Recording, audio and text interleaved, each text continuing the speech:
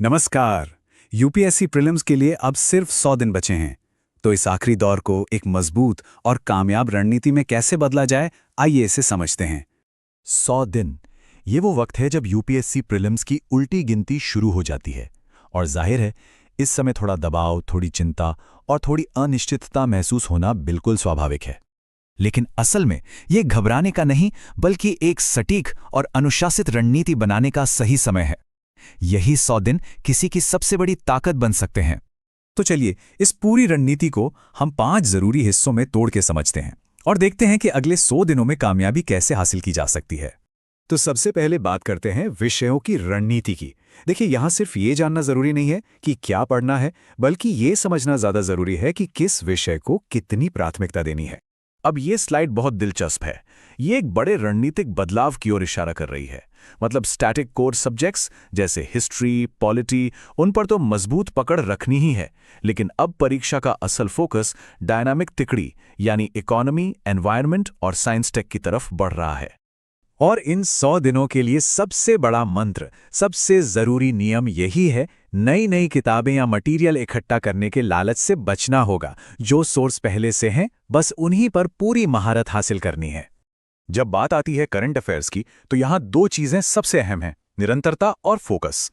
कोई भी एक भरोसेमंद सोर्स चुन लें और बस उसी पर टिके रहें। इससे जानकारी के बोझ से भी बचेंगे और तैयारी भी अच्छी होगी। चलिए अब आगे बढ़ते हैं और इस रणनीति के दूसरे स्तंभ को देखते हैं, और वो है प्रैक्टिस की ताकत। लेकिन यहाँ प्रैक्टिस का मतलब सिर्फ टेस्ट देना नहीं है, बल्कि उसे एक हथियार की तरह इस्तेमाल करना है।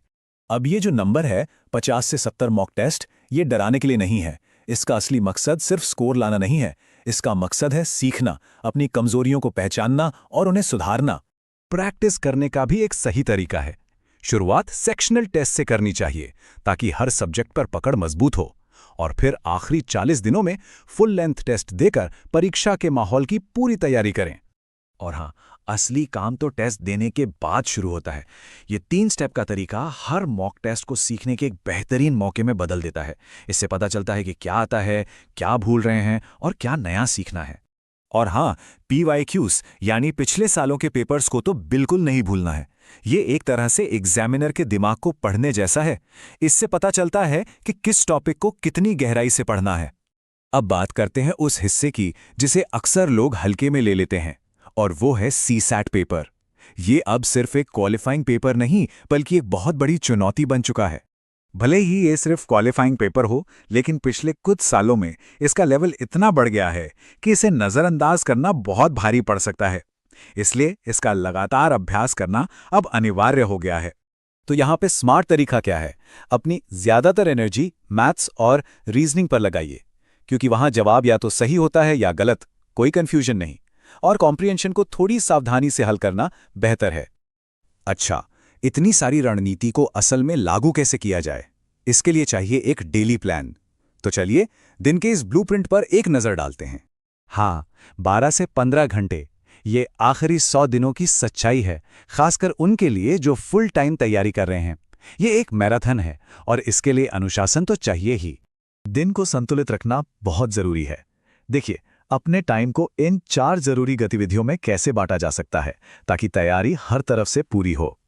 और याद रहे, इतनी इंटेंस पढ़ाई तभी मुमकिन है जब शरीर और दिमाग को सही आराम मिले।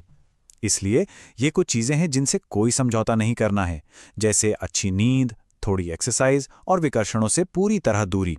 तो इन सब बातों का निचोड़ क्या है? ये सब मिलकर एक बहुत ही सरल लेकिन पावरफुल फॉर्मूला बनाते हैं। तो पूरी बात सिर्फ इन 2 चीजों पर आकर टिक जाती है। एक सही रणनीति जो हमने अभी डिस्कस की, और दूसरा उसे हर रोज बिना चूके लागू करने का अनुशासन। इन दोनों का मेल ही कामयाबी को पक्का करेगा। तो रास्ता बिल्कुल साफ है। 100 दिनों का यह मिशन यहीं से, अभी से शुरू होता है। अब बस इसे कर दिखाने का समय है।